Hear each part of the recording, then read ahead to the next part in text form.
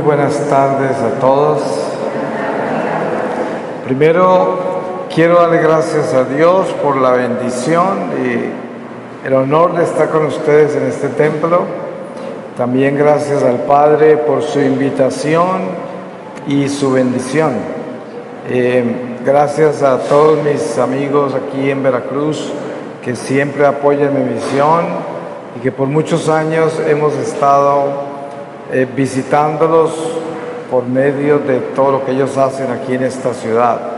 He sido invitado para compartir con ustedes una reflexión que la tomaríamos de la oscuridad a la luz. Y voy a comenzar con una lectura de la palabra del profeta Isaías. En el capítulo 7, desde el versículo 10. Segundo aviso a Ahaz, la señal de Emmanuel. Volvió Yahvé a hablar a Ahaz en estos términos: pide para ti una señal de Yahvé tu Dios, bien en lo más hondo del Seol o arriba en lo más alto. Respondió Ahaz: no la pediré, no tentaré a Yahvé. Dijo Isaías: escucha pues, heredero de David, ¿os parece poco cansar a los hombres, que cansáis también a mi Dios? Pues bien, el Señor mismo va a daros una señal. Mirad, una doncella está encinta y va a dar a luz un hijo, al que pondrá por nombre Emmanuel. Comerá cuajada y miel hasta que sepa rehusar lo malo y elegir lo bueno. Porque antes que sepa el niño rehusar lo malo y elegir lo bueno, será abandonado el territorio de esos dos reyes que tanto temes. Pero Yahvé atraerá sobre ti, sobre tu pueblo y sobre la casa de tu padre, días como no los hubo desde aquel en que se apartó Efraín de Judá, el rey de Asiria. Palabra de Dios.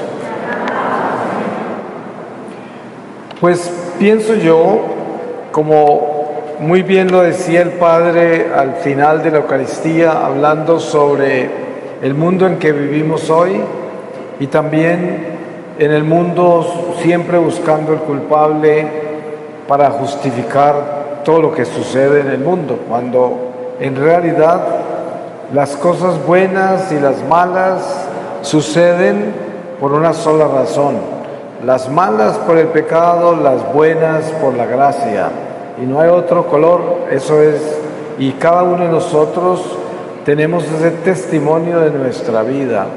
Es verdad que muchas veces podríamos decir que hay almas víctimas en este mundo, porque estas sociedades producen muchos crímenes y hay mucha gente inocente que termina pagando los platos rotos de la corrupción, de la maldad, de la violencia, de todo lo que el hombre hace mal por la avaricia, por la idolatría, como también decía el Padre. El ateísmo moderno lo que hace es diosificar al hombre. Ustedes saben que una de las más populares actividades que hay con la psicología moderna es las técnicas de control mental, la realización personal, la edificación de la belleza física del hombre. Y toda la ciencia ha producido muchísimo para enaltecer al hombre como criatura humana. La ciencia Dios nos la ha dado y por eso no podemos demonizarla, porque la ciencia nos ha dado cosas muy lindas y extraordinariamente útiles. Vean ustedes nada menos la medicina, todo lo que nos ayuda. y hay muchas otras cosas. Todo el desarrollo industrial y tecnológico tiene muchas ventajas, pero al mismo tiempo sabemos que el mundo material es un instrumento que lo podemos usar para bien o para mal. Yo siempre digo, un cuchillo puede cortar el pan, pero el mismo cuchillo puede apuñalear a un ser humano y matarlo. Pero no podríamos decir que el cuchillo es malo. Lo que es malo o lo que puede ser malo es la mano que empuña el cuchillo. Así de que el mundo material, Dios lo hizo bueno, pero si nosotros estamos en el pecado, lo hacemos malo. Y esto es muy sencillo, es una ley muy natural. Y todos nosotros hemos vivido esa experiencia personal de hacer el bien y hacer el mal. Y conocemos la economía que eso trae. Si hacemos el mal, tenemos consecuencias terribles. Si hacemos el bien, no podemos esperar recompensa, porque el bien solo viene de Dios y Dios ama incondicionalmente, por lo tanto no espera absolutamente nada por el bien que hace. Entonces, el mundo tiende a hacer las cosas por ganancia, condicionalmente, y es lo que naturalmente hace el ser humano. Pero lo que Dios nos enseña en Jesucristo es aprender a hacer todo incondicionalmente, sin ningún interés. Y ustedes saben que la amistad, por ejemplo, tan solo puede ser cultivada y puede ser elevada al amor de Dios cuando la amistad no tiene condiciones, cuando es incondicional. Y ustedes saben que en la vida nuestra aprendemos de que hay muy pocos amigos de verdad. Los mismos libros sapienciales hablan de lo precioso que es un amigo de verdad y cómo tenemos que cultivarlo, porque es un tesoro. Y esto quiere decir que la amistad que es verdadera se edifica en el amor de Dios, que es un amor incondicional, que yo te amo, pero yo no espero nada de ti, que yo te amo, pero nunca me podrás desilusionar o decepcionar, porque nunca esperaba nada de ti. Porque lo lindo del amor incondicional es que nadie me puede decepcionar, porque yo no espero nada de nadie. Todo lo que doy, lo doy sin interés. Y además, tengo a Dios en mi corazón y por lo tanto no dependo de las criaturas ni del mundo material. Dependo de Dios. Dios me llena mi corazón y con ese amor de Dios amo a todos y vivo mi vida en mi día a día. Sé que decir estas cosas es muy fácil.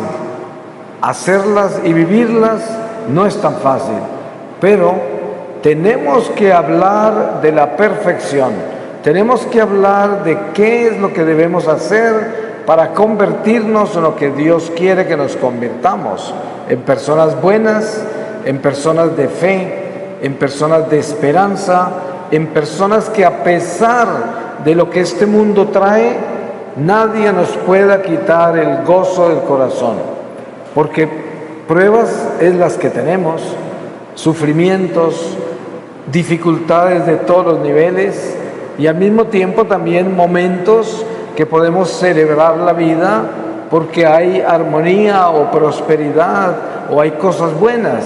No todo es color de rosa, pero tampoco no todo es de espinas. Pero la vida nos va enseñando poco a poco de que nunca debemos esperar de que las cosas se den como yo las espero, sino más bien que se den como Dios lo quiere. Y en esa forma hay paz en mi corazón, porque yo no dependo de mis deseos, yo no dependo de mis planes, yo no dependo de las cosas que ambiciono en ninguna forma. Las quiero, se las presento a Dios, es mi proyecto de vida, pero siempre lo dejo en la voluntad de Dios. Yo siempre le digo al Señor cuando le pido algo: Señor, esto es lo que yo quiero, pero si no me lo vas a dar, dame la gracia de no necesitarlo, de que yo pueda vivir sin eso, que me pueda olvidar de eso y que entienda que eso tú no me lo vas a dar. Sea lo que sea, no importa, pero esa gracia Dios siempre la da, porque esa es una oración perfecta. Normalmente el que ora espera lo que pidió. Y claro, la palabra dice: pidan lo que quieran en mi nombre y Dios se los dará. Lo que sucede es que cuando entramos profundamente en esa palabra, nos damos cuenta que Dios siempre nos da lo bueno y lo mejor. Entonces, quizás yo le pido al Señor un avión y me da una bicicleta, pero es que Él sabe que esa bicicleta era mejor para mí. Entonces, hay que entender la economía de la relación que tenemos con Dios, que no tiene que ver nada con mis ambiciones, mis deseos, absolutamente nada, porque Dios tiene el ojo puesto en la eternidad. El Señor nos mira desde el amor eterno y nosotros lo miramos desde el amor temporal. Y la diferencia que hay entre estos dos amores es nuestro trabajo para alcanzar a que nuestro amor temporal se eleve al amor eterno, que quiere decir: mi voluntad la someto a la voluntad divina. Este es un trabajo arduo, un trabajo exigente, y también es el trabajo que exige un sí, un fiat, un sí a Dios. Que yo digo: sí, Señor, yo me atrevo a vivir en tu voluntad y no en la mía, pero eso no deja de que yo siempre le diga al Señor lo que yo quiero, como yo lo quiero, y que le presente siempre mi caso. Eso no lo dejaremos de hacer nunca, pero al mismo tiempo teniendo la claridad de conciencia y de corazón que estamos listos para aceptar lo que Dios quiere. Les voy a dar un ejemplo muy fresco que acabo de vivir yo en mi vida personal. En Colombia, nosotros acabamos de pasar por unas elecciones de presidente. Por 470 días en mi comunidad estuvimos en una batalla espiritual todos los días contra el comunismo, pidiéndole al Señor que no permitiera que el comunismo se tomara el poder en Colombia. Y lo hicimos con mucha fe. Estamos en momentos convencidos que eso es lo que el Señor nos iba a dar. Sentíamos la libertad. Todo esto era así. Y yo me levantaba a veces y decía: vamos a triunfar y esto es lo que vamos a lograr. ¿Y qué sucede el día de las elecciones? Ganó un comunista. Se podrán imaginar, esa noche cuando se dio esa noticia, pues claro, lo primero que se piensa: se la robaron, esto, quién sabe cuántas cosas. Pero al final, haya sido como haya sido, así lo quiso Dios. Y ahí está la parte más difícil, porque des en cuenta que Jesús le confiaba el dinero a Judas Iscariote, y Judas era un ladrón y era un traidor, y a él le confiaba el dinero. ¿Ustedes se pueden entender esto? O sea, la voluntad de Dios es absolutamente opuesta la mayoría de las veces a lo que nosotros estamos esperando.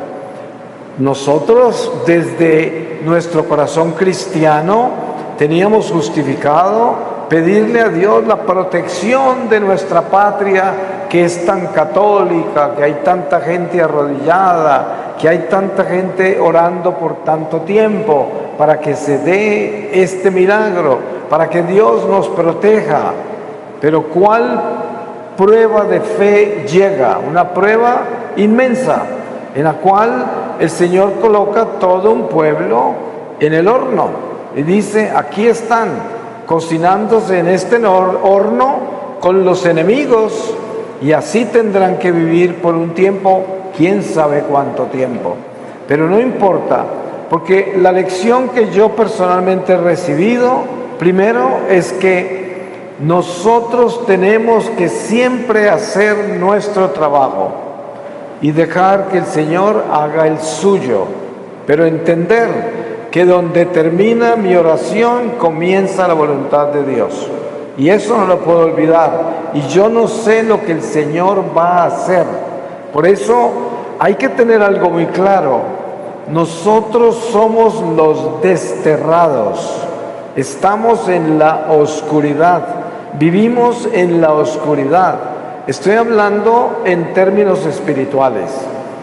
En el mundo en que vivimos tenemos luz temporal de los astros, la luz artificial que nos da la ciencia. Eso lo llamamos luz. Tenemos oscuridad cuando los astros no brillan, cuando la luz artificial se apaga. Tenemos un tipo de oscuridad. Pero espiritualmente la oscuridad es algo muy diferente, porque la oscuridad es la ausencia de la luz, que quiere decir, la oscuridad es el pecado y la luz es la gracia. Entonces, nosotros, por culpa del pecado original, estamos desterrados. Es muy difícil que el católico de hoy, tan moderno, tan inteligente, tan preparado, acepte de que nosotros vivimos en las puras tinieblas y que si nosotros no aprendemos a aceptar esto, cuando muramos no vamos a estar preparados para salir de esta oscuridad, porque cuando usted muere y su alma sale de su cuerpo, lo primero que se encuentra es con las tinieblas de este mundo caído. Tanto así que la iglesia se precisa en la preparación del alma para el momento de la muerte. Ustedes saben que hay oraciones para el momento de la muerte. Hay patronos de la muerte, como San José, San Miguel Arcángel, patronos de la muerte, porque es la batalla más grande del alma, el momento de la muerte. Las tentaciones más espantosas, que incluso los santos más grandes las han vivido. ¿Y esto por qué? Porque nosotros conocemos esta creación que tiene un orden natural.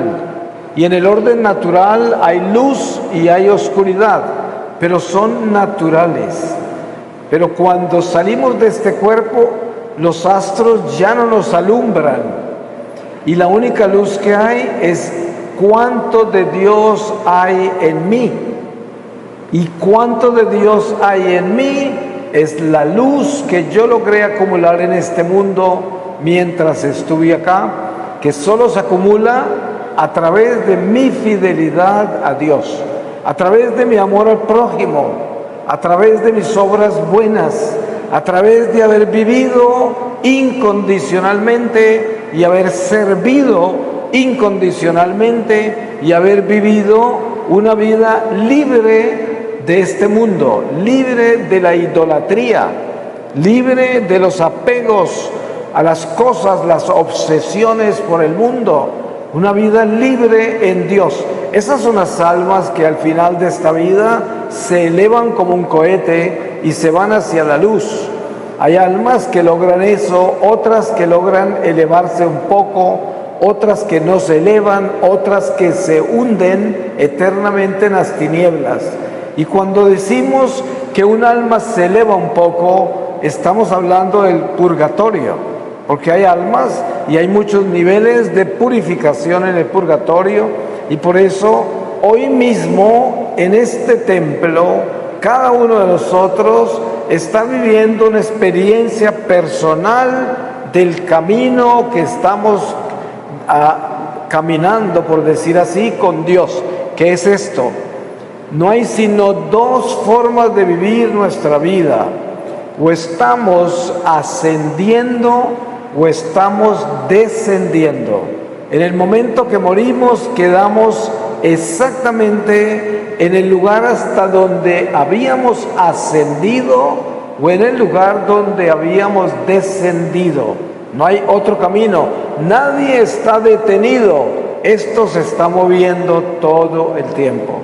Nosotros, como pueblo de Dios, se dice místicamente que estamos escalando la montaña de Sión, que es la montaña espiritual donde en su cima se encuentra la ciudad de luz, la Santa Jerusalén del cielo.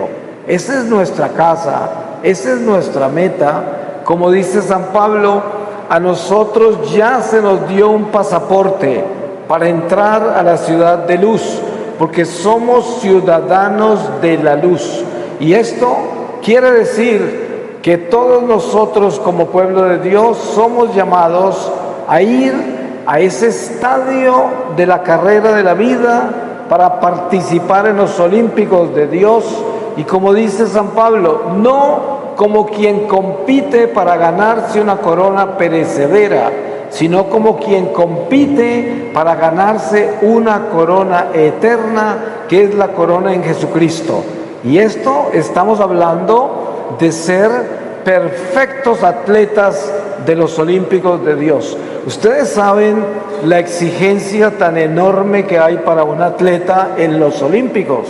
Tiene que estar preparándose constantemente por años, observar perfecta continencia y tener una capacidad de disciplina inigualable. Eso es tan solo para ganarse una corona perecedera del mundo. ¿Se pueden imaginar lo que hay que hacer para ganarnos la corona eterna? Tenemos que atrevernos a ser así de disciplinados, así de atrevidos, así de valientes. Para poder ser bueno se necesita ser valiente, se necesita ser muy valiente. Porque miren lo fácil que es ser malo. Usted puede ser malo 24 horas al día, toda su vida, sin ningún esfuerzo, ninguno. Pero vaya a ser bueno y se dará cuenta lo que tiene que luchar para ser bueno, el esfuerzo que tiene que hacer, la valentía que tiene que sacar de su corazón para dejar el vicio, las malas conductas y tendencias, para dejar su idolatría, el amor por este mundo, el amor por las criaturas desordenado, los apegos y todo esto que nos daña el alma. Pero bueno, no vamos a demonizar nuestra vida y tampoco vamos a demonizar el mundo, pero sí vamos a edificarnos en el Espíritu de Dios en una forma precisa, que quiere decir, yo tengo que tomar una decisión de caminar hacia la luz, porque yo quiero convertirme en luz. Hay algo muy lindo que yo aprendí de los ángeles, y es esto: cuando usted le hace el bien a un ser humano, ese ser humano tiene un ángel guardián. El ángel guardián es un ser de luz, y por lo tanto cuando yo le hago el bien a mi hermano, el ángel me bendice y yo recibo luz del ángel de mi hermano. Esto es una economía.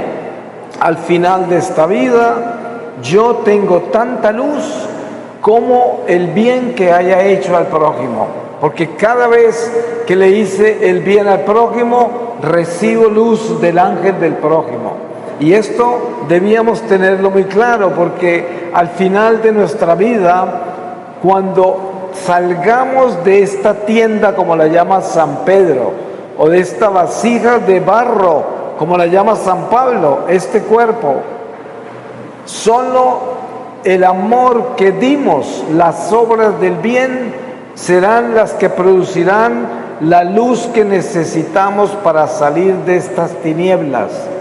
Qué duro que es para las almas que no acumularon luz y que por misericordia de Dios se salvaron y quedaron en las tinieblas de este mundo, para empezar el crecimiento espiritual de cero.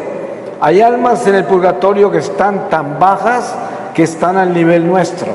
Esto suena muy raro, ¿cierto? Pero lo que sucede es que nosotros estamos en el nivel más bajo, porque estamos en el total destierro. Pero dentro de nosotros hay un alma, y el alma, a medida que va creciendo interiormente en el amor de Dios, se va elevando, y el día que sale del cuerpo se eleva, tanto como cuanta luz haya acumulado en esta vida. Por eso hay que tener muy clara la oscuridad y la luz, y tener en cuenta dónde está la oscuridad.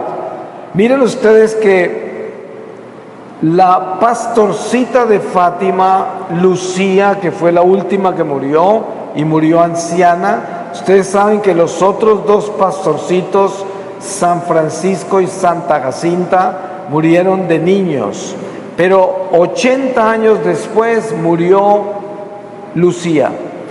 Un poco antes de morirse, la Virgen le dijo que cuando ella muriera comenzaría la gran oscuridad en el mundo. Ella murió ya hace, no sé, creo que 7, 8 años. El caso es que la Virgen está hablando precisamente de la oscuridad espiritual. Ustedes podrán mirar hacia atrás los últimos 7 años, 8 años. ¿Qué ha pasado en este mundo en esos años? La humanidad se ha degenerado a unos niveles que son increíbles. Yo estoy seguro que ustedes todos que están en este templo están de acuerdo con que este mundo se está perdiendo a una velocidad inmensa. Y no porque queramos aquí hablar de un tema pesimista, ni terrorífico, ni venimos acá a dar mensajes del final del mundo de terror, nada de eso. Estamos hablando de las cosas reales que nuestros ojos pueden ver.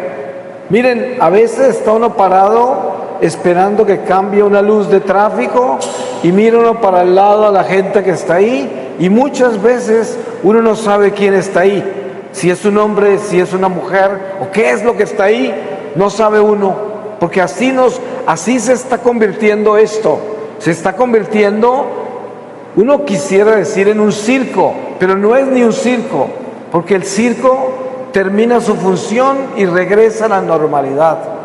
Ojalá que fuera un circo, pero no es un circo, es un infierno. Son almas demonizadas, gente que se puede ir al infierno si no se convierte, porque es una depravación impresionante. Mire, todo este mes lo llaman el mes del orgullo gay. Y miren ustedes todas las cosas tan espantosas que suceden cada año, porque cada año es peor. Esos desfiles, lo que hacen, lo que practican, cada año es peor. Pero eso no es nada. Detrás de eso hay cosas peores. Y no las vamos a nombrar ahora porque no es necesario. Porque ¿para qué vamos a hablar de todo el mal que hay en el mundo? Si el mismo Jesús nos dijo que el mundo es malo, así es, el mismo catecismo de la Iglesia Católica nos enseña que el mundo es uno de los enemigos del hombre. Mundo, demonio y carne, los tres enemigos. El mismo Jesús nos dice que el príncipe de este mundo se llama Satanás. Pero tenemos que tener cuidado con esto. El mundo no es la creación, el mundo no es la tierra, el mundo es un espíritu, es el espíritu del mal, que es el espíritu del materialismo, el espíritu del consumismo, el espíritu del relativismo, el espíritu de la idolatría, de todos estos ismos que llevan al abismo. Eso es lo que es el espíritu del mundo. Por eso se dice que esa persona es mundana. ¿Qué quiere decir? Es una persona que no tiene escrúpulos, que no le importa hacer lo que sea para conseguir lo que quiere, que puede pararse encima del que sea para llegar donde quiere llegar. Eso es una persona mundana y tiene el espíritu del mundo.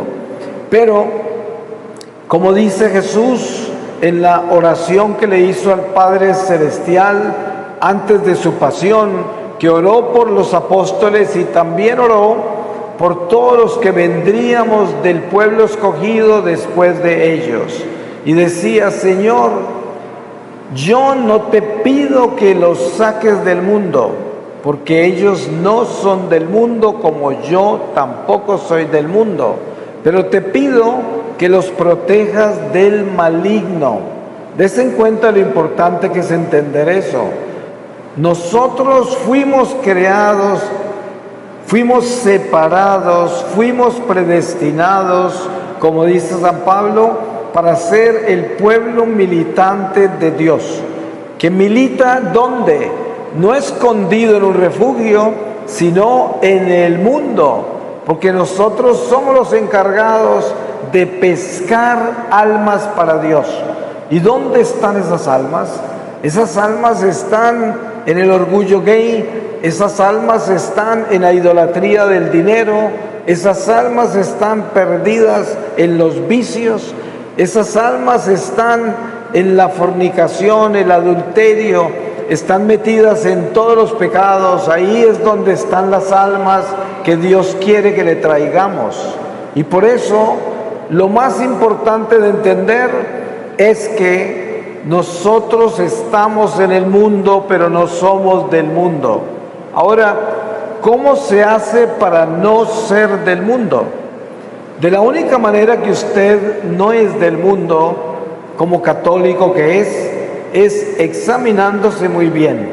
Hay gente que viene a la iglesia el domingo y aquí en la iglesia recibe toda la paz que busca, se siente muy bien porque obviamente este es el templo de Dios, aquí hay paz, la liturgia de la Eucaristía es preciosa, cualquier persona recibe descanso cuando viene al templo de Dios y es muy lindo tener eso, es un don maravilloso, pero no todos los católicos que reciben esa bendición de estar en el templo de Dios durante la misa, cuando salen del templo continúan siendo los que eran en el templo. La mayoría, al cruzar la puerta y pisar las gradas del atrio, ya entraron en su otra vida, porque tienen una doble vida. En la iglesia son de Dios y muy de Dios, pero una vez que salen de la iglesia son del mundo y le pertenecen al mundo y solo quieren las cosas del mundo, pero no se olvidan de venir donde Dios el domingo. Entonces, esto no es para demonizar a esas personas, sino para exhortarnos los unos a los otros y ayudarnos para que nosotros nos convirtamos en aquel que es 24 horas de Dios. Y miren, para uno ser 24 horas de Dios no necesita ser un rezandero, ni un fanático, ni una persona que está todo el día hablando de Dios. Para ser de Dios se necesita tener el corazón en Dios siempre. Les voy a dar un ejemplo muy humano. Una persona que está casada y es fiel a ese matrimonio, donde vaya esa persona, tiene a su hogar en el corazón, tiene a su esposa, tiene todo lo que represente ese hogar, lo tiene en su corazón, donde vaya, siempre lo tiene, no necesita hacer ningún esfuerzo para que esté unido a ese hogar todo el tiempo. El que es fiel no tiene que hacer ningún esfuerzo para ser fiel, es fiel, no le cuesta nada, está integrado, es uno. Y eso es lo que necesitamos hacer con Dios. Yo necesito estar casado con el Espíritu Santo todo el tiempo, donde yo esté. Es un matrimonio, el matrimonio con Dios, el matrimonio con la luz. Si usted trabaja en eso, si usted edifica eso, se dará cuenta cómo cambiará su vida. Porque entonces usted va a encontrar que sí hay paz en Dios, que sí hay gozo en Dios, que sí hay esperanza en Dios si vivimos con Dios todo el tiempo. Necesitamos integrarnos a Dios, vivir uno con Él. Miren que parte de esa oración que Jesús hace al Padre por nosotros es: Padre, que todos seamos uno como tú y yo somos uno, la unidad. Y esa unidad es de la que yo hablo. Tenemos que convertirnos en uno en Dios, demasiado importante. No podemos estar divididos y pensar que soy uno con Dios cuando estoy en el templo, cuando oro, cuando le lloro a Dios en necesidades, sino que soy uno con Dios cuando estoy en el parque, cuando estoy mirando el sol, cuando estoy comiendo, cuando estoy durmiendo, cuando tengo dificultades, cuando me va bien, siempre estoy con Dios. Mi corazón está unido a Dios.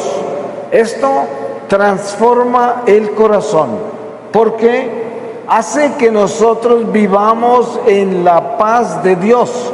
Por eso San Pablo dice: ¿quién nos podrá separar del amor de Dios? Ni el hambre, ni la guerra, ni el odio de los demás, ni las persecuciones, nada, ni la soledad existencial que vivimos nosotros por llevar una sentencia a muerte. Nada de eso nos separará del amor de Dios. Y cuando tenemos el amor de Dios, ¿qué tenemos? Tenemos paz, tenemos esperanza, tenemos gozo. Y nadie nos puede quitar eso, sin importar las dificultades que nos toca vivir en esta vida. Porque hay algo, como yo les compartí hace poco, cuando perdimos esas elecciones, eso fue un golpe, como un duelo, como un funeral, fue como una muerte. Eso es lo que fue, una gran tristeza, un silencio terrible. Pero al mismo tiempo, uno dentro de ese golpe tan duro va entrando como en el universo del amor de Dios y va diciendo: si así lo quiso Dios, debe ser perfecto. Aunque uno llore, le duela, todavía no despierte del golpe tan duro, sin embargo, se va levantando y va saliendo. Y luego se mantiene el sabor a la tristeza de no haber conseguido lo que la oración pedía, pero cada vez entra uno más en ese universo de Dios, donde uno dice: todo lo que Dios hace es perfecto. Y esto debe ser algo que uno lleva como una bandera izada en su vida, para poder tener esa fortaleza espiritual que todos nosotros necesitamos. Miren, es muy fácil para mí llegar acá a hablar como hablo. Claro, ¿cómo no? Son palabras. Pero de ahí a uno decir: todo lo que yo estoy diciendo lo estamos haciendo, lo vamos a lograr y es lo que queremos hacer, para eso se toman decisiones personales. Para eso yo, usted, tenemos que decirle sí al cambio, sí a la paz, sí al gozo, sí a Dios, sí a ser buenos, sí a creer en que todo se puede hacer y transformarse en Dios, si no espero nada, si no espero nada. Y es muy importante tener eso claro: no espero nada. Y así es como Jesús enseña en el Evangelio a medida que camina con los apóstoles esos 3 años. Siempre le está enseñando a darse sin esperar nada, a darlo todo darlo y no esperar nada. Y les enseña: Dios da 1000 por 1. Cuando nosotros nos damos todos a Dios, Dios nos recompensa en una forma tan extraordinaria que ni siquiera nos damos cuenta, porque la forma extraordinaria en que Dios nos devuelve 1000 por uno es que nos lo devuelve en gracias. ¿Y sabe cuáles son las gracias más importantes que Dios nos da? La paz en el corazón.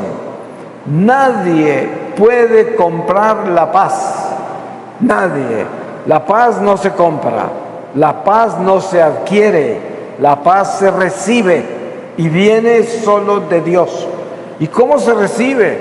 Cuando nos damos a Dios, cuando nos entregamos a Dios y cuando no exigimos nada de Dios. ¿Cuánta gente anda por ahí cansada de pedirle a Dios, hasta ofendida con Dios, hasta desilusionada con Dios, hasta perdiendo la fe, simplemente porque sus oraciones no son respondidas como las quiere? Y esto es una vergüenza espiritual. Obviamente, usted no puede culpar a una persona por ser así. ¿Quiénes somos nosotros para juzgar a otra persona? No. Es el estado en que está esa persona. ¿Qué necesita? Pues necesita confiar en Dios, necesita que se nos aumente la fe, necesita crecer espiritualmente en ese amor, es lo que necesita. Pero ¿cuál es nuestra tarea? Nuestra tarea es ser ejemplo de que las cosas sí se pueden hacer, de que sí nos podemos santificar, de que usted y yo podemos convertirnos en unas columnas de luz en este mundo de tinieblas, que sí podemos, que la gente podrá ver la luz de Dios en mí, la podrá ver en usted, y que eso le dará esperanza, y se dará cuenta que si éste lo hizo, yo lo puedo hacer. Y era lo que pasaba cuando los apóstoles llegaban y con solo pasar, como dice la canción, con la sombra de Pedro se sanaban los enfermos. Con solo pasar, porque es la fuerza de Dios que llevamos nosotros cuando verdaderamente nos le entregamos a Él, a pesar de vivir en la oscuridad de este mundo. Miren, hay que tener claro eso, estamos en la oscuridad, pero más vale que nuestro corazón esté en la luz, porque como dice San Pablo, parece ser que el espíritu pelea contra la carne, como si fueran enemigos, siendo una sola persona, porque el espíritu tiende a todo lo que es de Dios, y la carne tiende hacia el pecado, a los apetitos y tendencias malas, a todo lo que no conviene, todo lo que es ilícito espiritualmente, pero son una sola persona. Por lo tanto, al final del día, lo que tenemos que lograr siempre es que el espíritu sea el jinete de la carne y la lleve arrendada y le diga qué es lo que tiene que hacer, que no se maneje sola. Porque lo que el mundo produce cuando el hombre no tiene disciplina y no tiene esa sagacidad para superar su naturaleza rebelde, es que la carne lo maneja. Yo pongo un ejemplo. Ustedes ven a veces gente caminar un perro en la calle y a veces parece que el perro estuviera caminando a la persona, ¿cierto? La lleva arrastrada, así. Ahora, ustedes ven personas conduciendo un automóvil y a veces parece que el automóvil estuviera conduciendo a la persona, ¿no? Pues miren, no hay nada más cómodo para observar que un buen conductor. No hay nada más cómodo para observar que una persona que va en control del perro, ¿sí?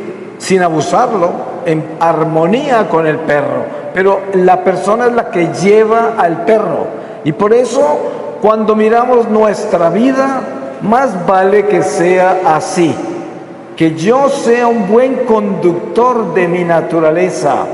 Que yo sea un buen conductor de mi relación con Dios. Que yo sea un buen conductor del amor humano, para que el amor humano no me separe del amor divino. para que se conviertan en uno solo. Todo esto es muy importante tenerlo claro. Para concluir, yo diría, estamos en la oscuridad y somos llamados a viajar hacia la luz durante este tiempo que tenemos tan corto, que es la oportunidad que Dios nos da para alcanzar a llenarnos de Él y poder elevarnos hacia Él al final de esta vida, en el momento de la muerte, que realmente es el momento del nacimiento a la vida eterna, que es algo también muy importante de tener claro. No morimos. Nosotros al final de esta vida nos transformamos.